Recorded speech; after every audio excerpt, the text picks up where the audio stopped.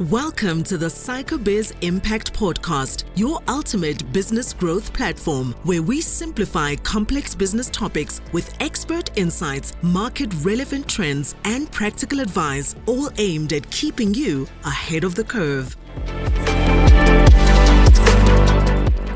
Welcome to the SAICA Biz Impact Podcast Show. I am your host, Uluncedo Mthwendwe. This is your home where we unpack and simplify business topics that are complex, that actually have an impact on your life on a day-to-day basis, either as a businessman or you are a professional. And in this series, we will be bringing you a number of experts that are going to unpack the latest business trends, share some of the insights, and the tips in terms of how you can navigate your business journey and you stay ahead of the business curve. Our guest today is Denise Mare, who is the Project Director of Practice at SAICA. Denise, welcome on board. Thank you. Lovely to be here. Yeah. Denise, SAICA has played a very important role, not only in the accounting or finance industry in South Africa, but globally.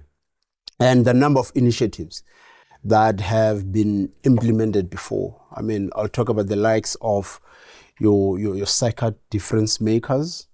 I'll talk about your SAICA top 35, under 35, of which I think most accountants that are out there, they would love to be part of that list. And you have done it again.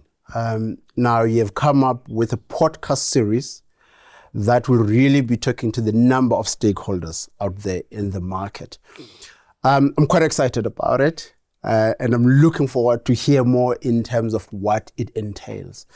But take us through in terms of what was the thinking behind, how did you come up with this podcast series going forward? Yeah, we're also very excited about this podcast series, and we knew, in technology and reaching all spheres of life, and it's our next step in that journey, and we want to showcase the SAICA members.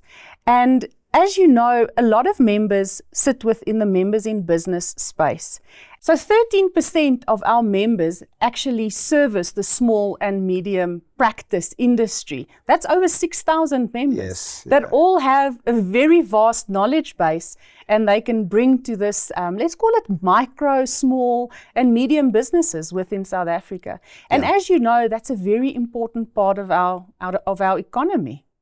2.6 million of businesses, small businesses, fall within that section of our economy. And it's 90% of all registered businesses in South Africa. So we have these practitioners, we have these members with this valuable knowledge base, holistic view, and they can service that section of the economy. So with this podcast series, we want to highlight them, and we want to salute them, and we want to show the audience out there, the businesses out there, what these members can bring to the table. I like that. And again, to all the SAICA members that are out there, or future accountants as well, when you're saying you've got 13% of small, medium practices out there, that number still needs to grow. And I'm quite excited about that, And I know that it's not only the members only in South Africa, but you have SMEs as well who are operating globally, correct? Yes, definitely. Between 600 to 1,000 members sitting internationally as well that make up the SAICA network. Yeah. So in terms of this series, what is the aim and the vision of this podcast series going forward? Instead of just having 1 or 2, 3 podcast shows, I know that there's going to be a lot more engagement with the members, with SME owners as well. But what is the vision that we are trying to achieve? So the vision is to showcase what SAICA can bring to the party, the value that a SAICA member has, the knowledge that a SAICA member has. That's the one side of the coin.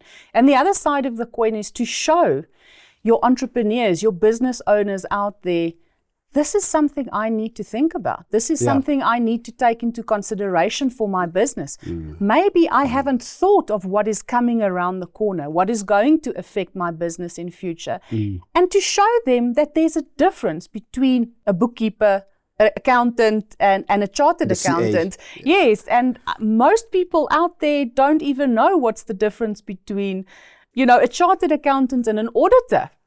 Let alone what a bookkeeper does. So it's to dispel those myths and actually know that you as a business owner can use the services of a chartered accountant and should use the services of a chartered accountant. Yeah, and I like that word, what you are saying, because traditionally the CAs would be known as people who are servicing your only JSE listed entities, and now SMEs need to know that they can access the chartered accountants that are running their own small businesses without going to your major big accounting firms where you get intimidated sometimes. And this now will make that access that they can reach out to your CAs. Definitely. So we're sitting with 6,000 members that are accessible to the public and that they can use. And what I want to make sure that we showcase is the fact that chartered accountants don't just look at debits and credits. Yes, they can do your bookkeeping for you. But you know what? The holistic view that they bring in terms of looking at your business and making suggestions, having seen how something could have a taxation impact, how you might have a new business plan coming up and how they can advise on evaluation or sources of finance behind that business decision. To set them apart as difference makers and as trusted advisors that can walk the walk with you and that can help you make those decisions within your business. No, absolutely. I love the difference maker, campaign that you have, as SAICA must say. So in terms of the topics that we will unpack throughout the series, what can our audience expect in terms of the topics that we will be diving in and bringing number of experts to really share their insights about? What topics are we looking at? There's quite diverse topics. Let's start off with taxation, succession planning, sources of finance for your business. Why do you need a business valuation, for example? What's the benefits of having an audit or assurance done? How you can use and incorporate technologies within your business. So it's a vast variety of topics that are very interesting and are prevalent and actual in the current market. Yeah. And these are the topics that affect, I usually say these are the topics that affect not only a business owner, even some of the professionals who are working in corporates, because you find that there are these complex topics. However, it's difficult sometimes to reach out to an expert in terms of where to go and how to tackle this going forward. So in terms of the value that you want the audience to take away from this, what value do you want to really obtain from all of these aspects that you'll be showcasing or bringing to the podcast? I think the value should be in making a topic digestible, easily understandable, so that a layman on the street can understand the concept and understand if it's applicable to his business, whether he can incorporate it into his business and whether he can find benefit out of this very brief discussion that you will have with an expert. But it just makes the mind tick over and it plants a little seed so that, the very, I'm going to say, exceptionally difficult topics can be made explicable in layman's terms. Yeah. No, thanks, Denise. This initiative is really, and I'm hoping that it will have an impact, not only just South African SMEs, but even globally, because you will have access now to your African market. And we know the role that SMEs out there play in the economy. Can you talk about that? They have a very important role that they're playing. I mean, in 2010, there was about 18% contribution of the SME market to the GDP. Currently, it sits around about 40%. And a lot. And the vision for the National Development Plan is that by 2030, it should sit at 60% contribution to the GDP. So it is a market that is booming, that is expanding, and that needs to be looked after and nurtured. Because you would know, most small businesses fail within 3 to 5 years. And I want to say it's because they weren't properly handheld. They weren't navigated through this process. They probably did not know what they didn't know. Yes. So if you have a SAICA member on board with that vast knowledge base, they can assist you throughout this process. Talking about that, you touched on a point that is very important at the beginning when you said people don't know sometimes the difference between the bookkeeper, your general accountant, and you have a CA. Within SAICA, of course, you've got your SAICA difference makers. So why would an SME market really need a SAICA difference maker in their business? I mean, you're running a business that has 5 or 10 people. Normally in SME, we think, I don't need professionals that much. I can run my business on my own. Why would they need a SAICA difference maker? They would need them because they went through harsh academic training. Yeah. They went through numerous years of traineeship. They went through 2 professional exams. So they bring a lot of knowledge to the table. And I want to dispel the myth. It doesn't always have to come with this very high price tag. In the market, the perception is you're always going to go to a large accounting or audit firm and they're going to charge you an arm and a leg. But these members in the SMP market service a specific clientele at a specific price tag. And the cost benefit that your business will derive from that in the future, you can't be penny wise and pound foolish. You need to get them on board so that they can help you navigate these difficult economic times. You spoke about CAs, all right? And what I know is that SAICA does not only have CAs. There are other designations that are out there. And a small business owner just running a business out there, or even a huge organization, they need to know that SAICA does not only cater just for CAs. What are the other designations that you like to showcase that are out there within SAICA? The accounting technicians, ATSA, and the AGA SA. And I think you can tell us a bit more about that. But I mean, SAICA has a whole suite of professionals that they bring to the table.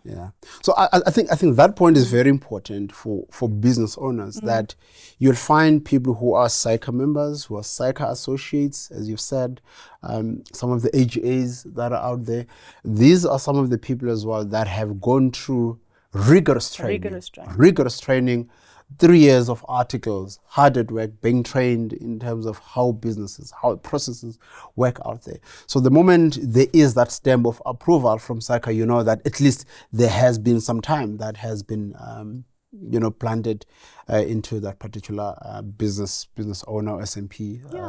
And it puts the SAICA member streets ahead of competitors. No, that's great. So your last parting shot, Denise, in terms of what will be the key takeaway on this series for anyone who is watching and looking forward to hear more. What will be your key takeaway that you want to share with them? I think it's twofold. One, to showcase what we have as SAICA members and what they can bring to the table. The value, the knowledge base, which is extremely important. And the second one is to help the businessman, the entrepreneur, the SMME out there, so that he can sit in his car, listen to a podcast that's broken down to the elemental level where he can start a thought process and say, I need to consider this within my business. And Denise, I've taken some very good nuggets from what you have said. And, just to summarize it all, I think it's very important to the audience that this is going to be a journey.